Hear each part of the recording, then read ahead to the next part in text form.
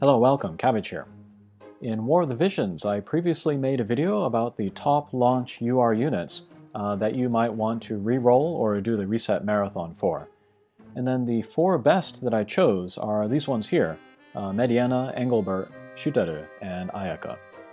I wanted to make individual videos for all of the 4 because they have strengths and weaknesses, and it's a good idea to know what you're getting before you go through all that trouble of re-rolling. In this video, I wanted to look at Engelbert, and then in that video, he was my top pick. I still really like him a lot, but just yesterday there was a adjustment to the way that passive provoke works in this game, which kind of lowered the stock of all tanks in the game, but I don't think it affects Engelbert's spot as one of the best characters to do the reset marathon for. But first, stats, HP is super duper high, attack is pretty decent actually, and speed is slow, also movement is low. So although Engelbert is really good at high difficulty stuff, both solo and PvP, he's not great at farming because he can't get around quickly. His turn does not come up very often, and then he doesn't have a lot of ranged attacks, so if you do the reset marathon for him, you might want to support him with an SSR attacker that has more speed and more range in order to support him in the very early part of the game. But next, let's look at his Trustmaster.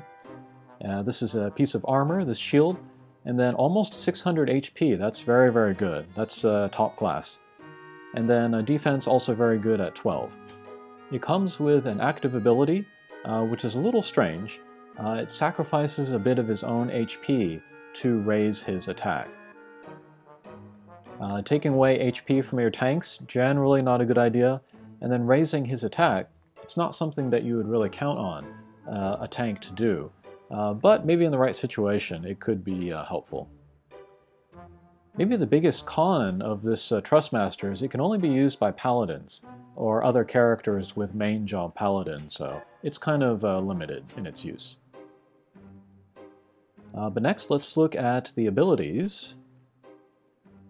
Main job paladin, and then here he has a few like self-heals, self-buffs, and then a couple of attacks. First is Saint Heal. This is a heal for himself. Here's a Blade Bash. This is one of my favorite attacks of his. It only hits the character right in front of him, but it does pretty good damage, and then has a chance to stun.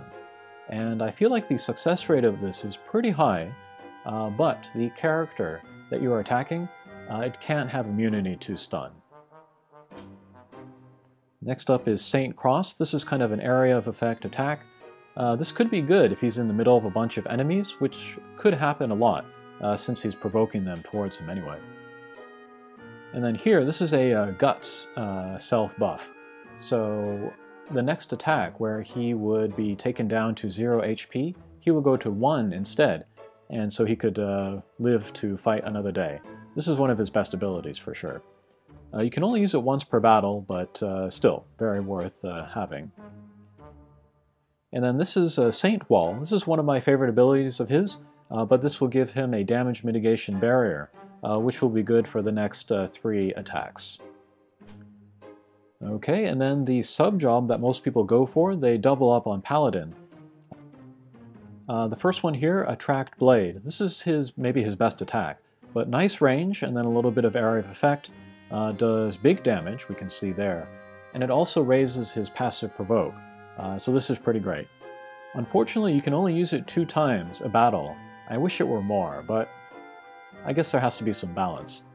And then speaking of balance, and then the adjustment, or the nerf if you want to call it that, every time a character is attacked, its passive provoke value will go down until that character goes down to 0, and then enemies will just, they'll stop focusing on that one character and just start attacking anybody at random. But the more that that character attacks itself, the higher its passive provoke will go. So with Engelbert, if you are using him as a provoke tank, you want to kind of balance like his self buffs and then also attacking enemies so that he can maintain his passive provoke value. Speaking of self-buffs, here is a Sentinel. This is one of his better self-buffs. But this will raise his defense and spirit a lot for one turn, and then lower his evade. This makes him very, very tough. And then Divine Grace, this is a kind of a short-range healing spell, which will also raise the max HP. So this could be a good skill to use early in battle. Another sub-job that he has is Knight. These are more like varieties of attacks, and they can also do some debuffs. Like lower stats, speed or magic or power, or they can do status effects like arm break. This will make the enemy get the don't act status effect, which will let them be able to move, but they can't attack or do anything else. He also comes up with another heal, Divine Heal, and then AP break. This will lower a character's AP or MP. Okay, and then the last sub-job, which is maybe the one that I like the most, but is maybe also underrated, is Monk. And then what this does is it gives him some more attack abilities, and also some ranged attack abilities. This is just a kind of a general, like a fireball, like a Hadouken. You can use it many times per battle, and has a short range. Won't do a ton of damage, but it could be kind of versatile. And then this is like an earth wave. This will kind of pierce through and then hit everybody along this line. And it has a pretty good range as well, so I like this one as well. If an enemy is flying, however, off the ground, they will not be affected by this. And then here is a 2-hit attack.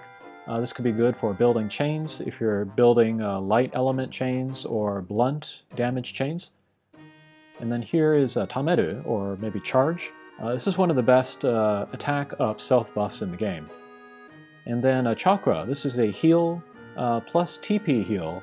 That's pretty rare in this game. And then it affects a small area around him. One thing about Engelbert, though, is that the higher his faith is, the more his healing abilities will do.